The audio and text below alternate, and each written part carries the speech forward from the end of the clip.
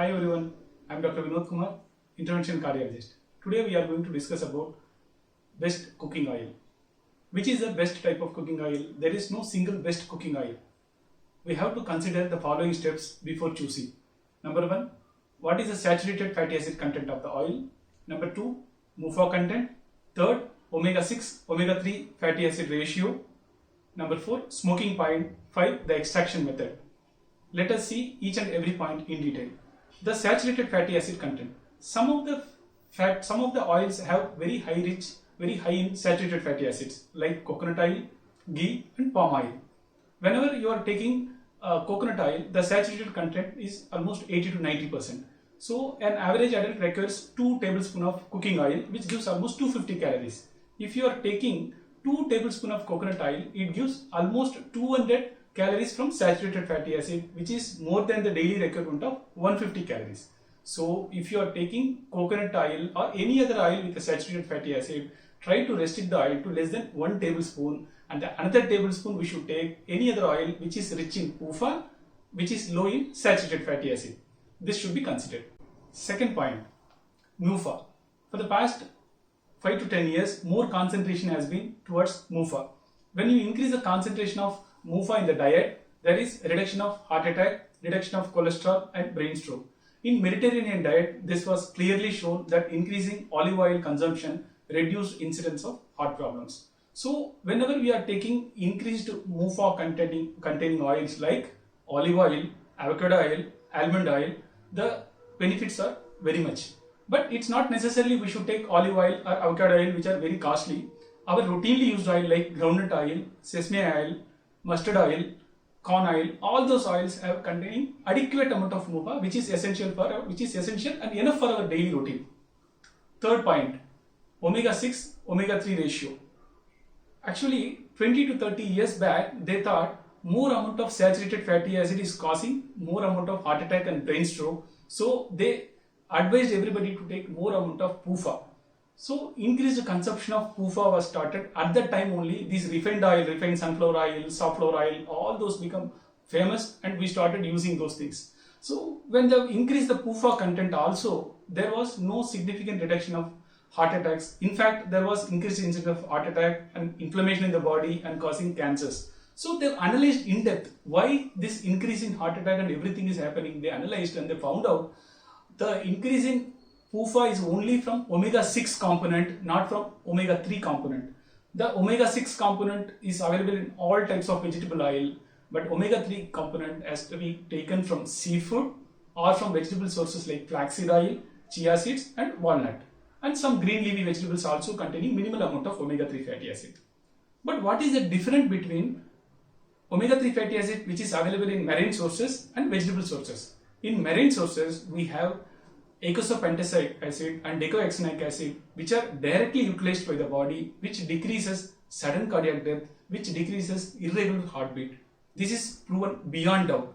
But when you take vegetable oils like flaxseed oil or vegetable sources like walnut, chia seeds, those things should be converted in the body and then metabolized and converted. And this conversion happens only in 10% only. So the DHA, EPA from flaxseed oil is only 10% available for the body. So that is why try to take, if possible, try to take the marine sources to increase the omega-3 component and maintain the omega-6, omega-3 ratio. So our Indian diet contains more amount of omega-6, almost 20 to 50:1 ratio. So we have to increase our omega-3 ratio, omega-3 containing food in our diet. Very important. Next point, fourth one, smoking point.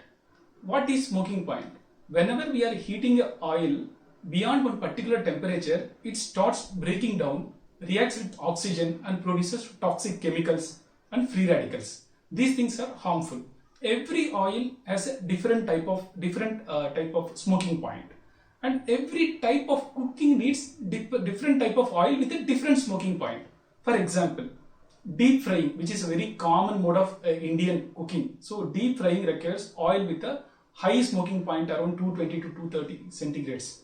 So our refined coconut oil, commonly available refined sunflower, safflower oil, ghee, groundnut oil, mustard oil, sesame oil, rice bran oil, canola oil, all oils are suitable for deep frying because that smoke point is very high.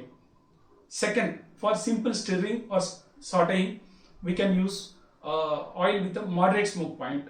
Sesame oil is almost moderate smoke point, and any other oil, whichever I told in the high smoke point oils, can be used for moderate type of cooking. But extra virgin olive oil, flaxseed oil, and walnut oil cannot be used for stir frying or sauteing also. They have to be used only for salad toppings and simple baking. You are very adamant that you want to use olive oil for even deep frying, you can use extra light olive oil. It's not extra virgin, it's an extra light olive oil. What is the difference? Extra light olive oil is not as good and as beneficial as extra virgin olive oil because the reduction of significant amount of antioxidants like polyphenols and other nutrients will be there. So always try to use olive oil, extra virgin olive oil, if at all if you want to use for topping and baking purposes. Fifth one, extraction method. There are various types of extraction method are there, but very good is cold press method, which is an ancient method which is available in villages and in nearby towns. So cold extraction method, there is no heat is involved. There is no chemical reaction or chemical addition is involved. It is simply pressing the seeds to produce oil. This oil has all amount of antioxidants, nutrients, vitamins, minerals. Second type is chemical method, that is refined oils. Whatever we are using, more than 90% of the oil which is available in supermarket, what we are using is chemically treated oils. They are chemically treated with hexane. It's called hexane is a chemical which is used to extract more amount of oil, and again it is heated to higher temperature to remove the hexane, and they undergo different mechanisms like deodorization and steaming, multiple processes. In this process, the essential nutrients, antioxidants, minerals, vitamin E, vitamin A and vitamin B complexes, everything significantly comes down. So whatever we are using refined oil is devoid of all these beneficial things. Then why do they make refined oil? Because refined oil is suitable for deep frying, which is our common Indian type of cooking, number one. Then it is having longer shelf life. You can use it for 6 months, 1 year, because the smell will not change. The deodorization happens during the processing. That means no smell will be there. So if a normal cold press oil means after 3 months it will have a rancid smell, you can find out whether what is the smell. If the smell is not good, then you can find out it is spoiled. But in refined oils, it will be there for longer time, 6 months to 1 year or so. So if available, if feasible, try to use cold press oil. That is the best and only one type, best type of cooking oil to use. So coming to the reusage of oil, I want to discuss a very important point. Reusage of oil is not advisable, is not preferred. But if you want to do what can be done, I'll give some simple suggestions. Use, whenever you want to do deep frying, take a small tawa with minimal amount of oil which is necessary and heat only for smaller amount of time. Once cooking is over, try to close the tawa with a lid, because oil is sensitive to oxygen, heat and sunlight. So once cooking is over, close the oil. After some time, once it is cooled down, you filter with a cloth so that all particular remnants, everything will be removed. After that, there are two options. One is if you want to avoid and you can avoid harmful effects, you can throw the oil. But if you are finding difficult to throw the oil, if you want to reuse, what suggestion I would give, you store the oil. Once it is cooled down, you can store the oil in a airtight container like steel or dark glass container in a cool place, so that further damage will not happen. Second point, if you want to reuse the oil, what you can do, you can use second time for stir frying or sauteing, not for deep frying. If you are very adamant to use for deep frying, you can use it only second time, not more than 2 times it is advisable. But if possible, try to avoid reheated oils. Many times when you go roadside, whatever bhaji bonda they are making from morning 8 o'clock, the oil will be heated till night 8 o'clock. When you are going home, you can see the same oil will be heated. So the continuous heating process makes the oil more vulnerable. It creates more amount of peroxides, which are toxic materials, free radicals, which will cause cancer, and they are the reasons for increased number of heart attack and brain stroke because of the clot formation tendency in the arteries. So try to avoid oils and materials, food prepared from long time heated oils. That is very important.